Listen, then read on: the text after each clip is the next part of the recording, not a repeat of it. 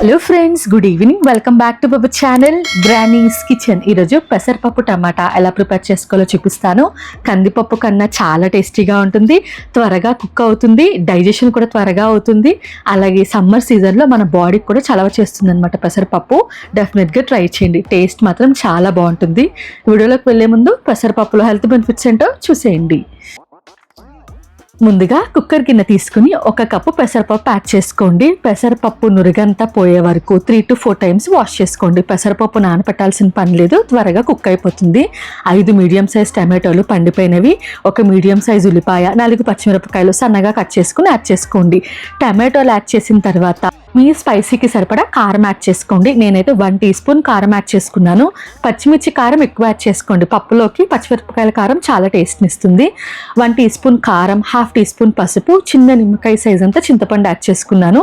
Tomato ఎక్కువ add చేసుకున్నాం కాబట్టి చింతపండు ఏమీ అంత ఎక్కువ పట్టదు, చూసుకుని యాడ్ చేసుకోండి. కొద్దిగా కరివేపాకు, 1 కప్పుకి 4 కప్పుల చొప్పున వాటర్ యాడ్ చేసుకోండి. 1 కప్పు పెసరపప్పుకి 4 కప్పులు వాటర్ యాడ్ చేసుకోండి. కరెక్ట్ కన్సిస్టెన్సీ ఉంటుంది. మీకు బాగా పల్చగా కావాలంటే 5 నుంచి 6 కప్పుల వాటర్ కూడా యాడ్ చేసుకోవచ్చు.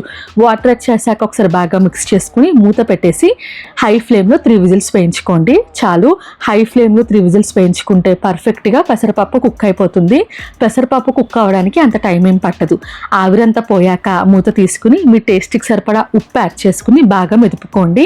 పులుపు సరిపోకపోయినా ఈ టైంలో యాడ్ చేసుకోవచ్చు. పెసరపప్పులో ఉప్పు, పులుపు, కారం కరెక్ట్గా లేకపోతే పెసరపప్పు అసలు తినలేమన్నమాట. అందుకనే ఈ 3 కరెక్ట్గా చూసుకుని ఒక బౌల్లోకి యాడ్ చేసుకుని పక్కన పెట్టేసుకోండి. ఇప్పుడు ఇంకొక ప్యాన్ తీసుకుని తాలింపు వేసుకోండి. ఒక 5 టేబుల్ స్పూన్స్ ఆయిల్ యాడ్ చేసుకుని ఆయిల్ బాగా హీట్ అయిన తర్వాత దంచి పెట్టుకున్న 10 వెల్లుల్లిపాయలు, 1/2 టీ స్పూన్ ఆవాలు, 1/2 టీ స్పూన్ జీలకర్ర, చిటికెడు మెంతులు యాడ్ చేసుకుని తాలింపుని బాగా ఫ్రై చేసుకోండి. ఆవాలు, జీలకర్ర చిటపట్లాడేంత వరకు తాలింపుని ఫ్రై చేసుకోండి. స్టవ్ ఆఫ్ చేసే ముందు కరివేపాకు, ఎండుమిర్చి యాడ్ చేసి బాగా మిక్స్ చేసుకుని ఇంకా తాలింపుని పప్పులోకి యాడ్ చేసేసుకోండి. వేడి వేడి అన్నంలోకి ఈ పప్పు వేసుకుని తింటే భలే ఉంటుంది. తాలింపు యాడ్ చేసుకున్నాక బాగా మిక్స్ చేసుకుని ఇంకా అన్నంలోకి సర్వ్ చేసుకోండి. చూడండి, చూడ్డానికి ఎంత కలర్ఫుల్గా ఉందో. ఈ పప్పు ఇలా నోట్లో పెట్టుకుంటే జారిపోతుంది అనమాట. పెసరపప్పులో జిగురుతనం ఉంటుంది కాబట్టి కందిపప్పు కన్నా కొంచెం పెసరపప్పు తినడానికి చాలా బాగుంటుంది అనమాట. వేడి వేడి అన్నంలో కొద్దిగా పప్పు, వడియాలు, నెయ్యి వేసుకుని కలుపుకొని తింటే భలే ఉంటుంది. మీరు ఇంకా ఆమ్లెట్ కూడా వేసుకోవచ్చు. ఆమ్లెట్ వేసుకుంటే నెక్స్ట్ లెవెల్ ఉంటుంది. డెఫినెట్గా ట్రై చేశాక ఎలా వచ్చిందో నాకు కామెంట్ సెక్షన్లో కామెంట్ చేయండి.